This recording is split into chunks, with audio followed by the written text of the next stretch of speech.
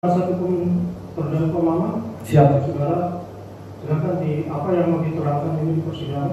Dia menerangkan bahwa Pak Maman ini sebagai KPA. KPA, Ya. silakan ditanyakan. Oh, siap yang mulia.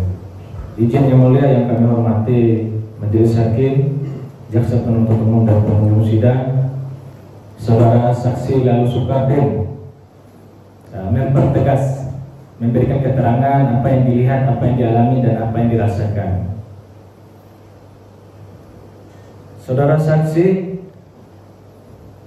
tahu tidak Pak Maman sebagai KPA atau bagaimana yang diketahui oleh saudara saksi? Sebagai KPA. Dari mana saudara saksi bahwa Pak Maman itu sebagai KPA? Pertama berita dari bos, yang kedua dari SPJ ya. Jadi kan di SPJ ini ada tertera nama KPA di situ.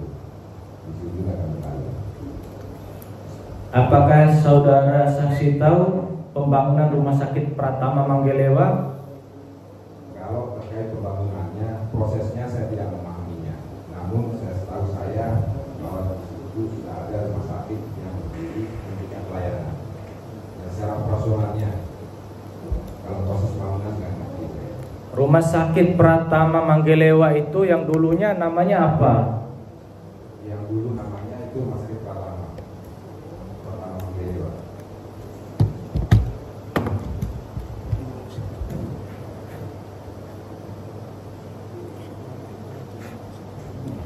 Tes.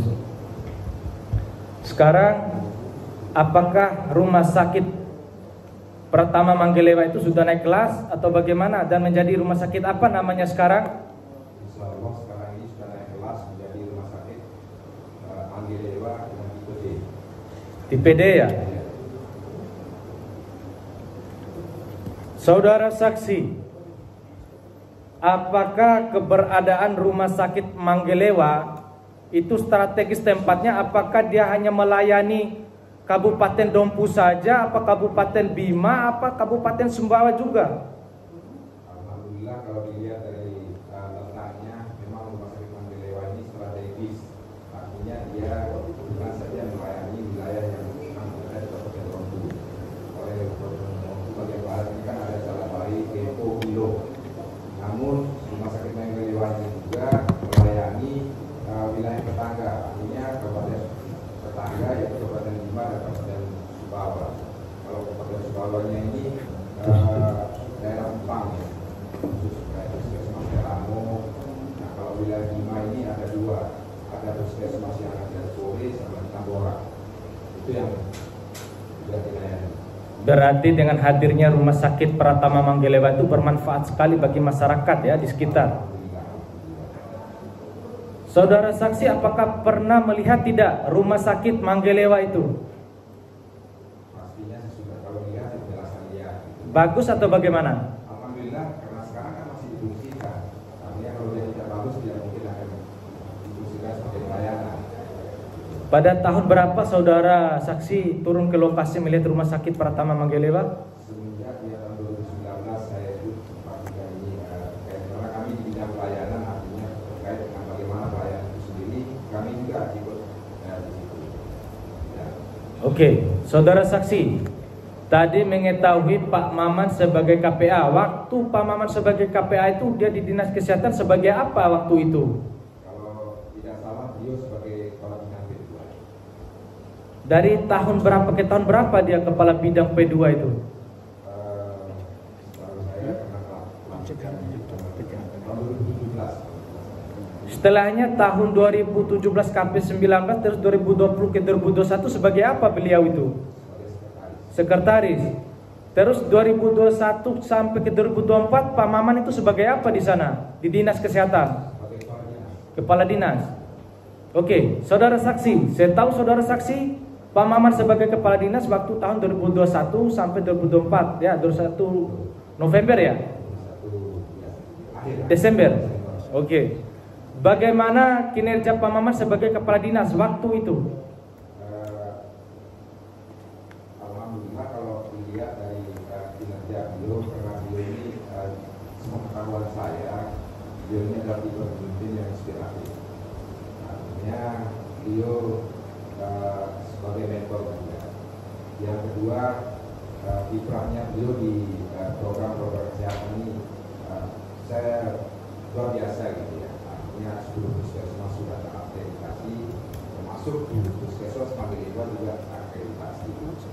Nah, beliau latar belakangnya juga sebagai survei nasional ya, untuk akreditasi. Dan ini kami kehilangan kalau tidak ikut beliau. Nah, dan beliaunya juga itu yang saya. Oke, mempertegas saudara saksi.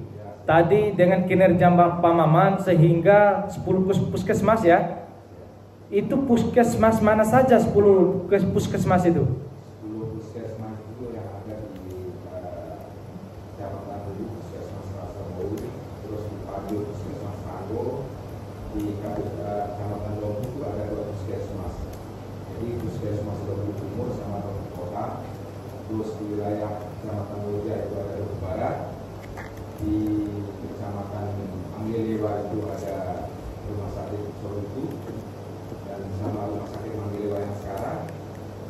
Terus yang di Kecamatan Depo itu Puskesmas Depo, terus yang ada di Kecamatan Bilo itu Puskesmas Bilo, terus yang di Salabai ada 2, ada Puskesmas Salabai 1 dan Nangakara. Apakah itu memang prestasi yang dilakukan oleh Pak Maman sehingga akreditasi itu? Inisiasinya beliau. Karena beliau kan superior, artinya dengan superior beliau ini bukan lebih. Oke, saudara saksi. Ya. Pada saat Pak Maman menjadi kepala dinas waktu tahun 2021 akhir sampai 2024, bagaimana interaksi sama bawahannya? Galak tak atau bagaimana? Alhamdulillah beliau ini sudah saya sampaikan tadi bahwa beliau ini orang yang sederhana. Artinya kalau tipe pemimpin yang tadi saya sampaikan itu inspiratif. Artinya semua kegiatan itu dimusyawarahkan pasti. Dan beliau tidak seperti yang kata-kata digalang. Tidak. Baik dan tidak lebih baik dan tidak merasa baik. Saudara saksi, bagaimana kepribadian Pak Maman? Baik ya. Oke, mempertegas saudara saksi. Apakah Pak Maman ini menjadi kepala dinas dan pernah ke rumahnya? Apakah dia kategori kepala dinas yang kaya atau miskin atau bagaimana? Mungkin ini ya, kalau saya lihat ya mungkin kepala dinas yang tidak yang kasih yang tidak punya rumah, tapi yang jelas rumahnya itu di tengah kampung kalau Pak Maman ini. Rumah tua itu rumahnya di tengah. Apakah punya mobil, motor atau pesawat? Tidak ada, yang paling itu mobil dinas. Mobil dinas. Saudara saksi, apalagi selain setahu saudara saksi yang mau dijelaskan terhadap Pak Maman? Kebaikan beliau ya mungkin karena saya sebenarnya tidak bisa menyebabkan kebaikan orang di depan orang ya, kalau masalah baik itu tidak bisa dengan kata-kata. Karena yang saya rasakan saya ini bahwa dengan maksud beliau sebagai stafnya tadi sudah saya jelaskan bahwa beliau sangat inspiratif sebagai mentor. Bagaimana pelayanan itu bisa tercapai, dan satu kata yang saya simpan di dalam hati saya sampai sekarang itu, kalau bekerja itu jangan pernah lihat, ya, karena kita sudah digaji negara itu pasti. Terus yang kedua, kalau kita bekerja itu kita harus menggunakan KAP, knowledge, attitude, praktisnya pasti. Nah itu, jadi itu yang digaungkan sama beliau dan selalu menggunakan kalau nggak salah NSPK. Jadi kata-kata ini saya tetap gunakan kepada teman-teman juga gitu. Itu yang saya ingat. Terus apalagi yang diketahui oleh saudara saksi tentang Pak Maman? Kalau instruksinya mungkin kalau di saat pelayanan ya kami sering ini. Karena alhamdulillah kalau kami kan biasanya kalau di Kabupaten Lombok yang tahun ini juga ada pelayanan kalau daerah-daerah terpencil itu dia sangat inspiratif artinya menggerakkan kami itu sangat luar biasa dan bahkan mungkin kepala dinas tidak ada yang menginap di pelosok gitu. Artinya sejak tahun 2021 pelayanan kesehatan bergerak ke daerah terpencil itu salah satu kepala dinas yang mau menginap di daerah terpencil itu hanya mungkin Pak Maman saja. Iya, itu yang setahu saya. Yang lain lagi ada tidak yang saya tahunya? Cuma satu. Oke, mempertegas saudara saksi tahu tidak ada kerugian negara yang ditimbulkan dengan adanya pembangunan rumah sakit Manggelewa sekarang ini? Dapat cerita ya. Sudah ada pengembalian tidak?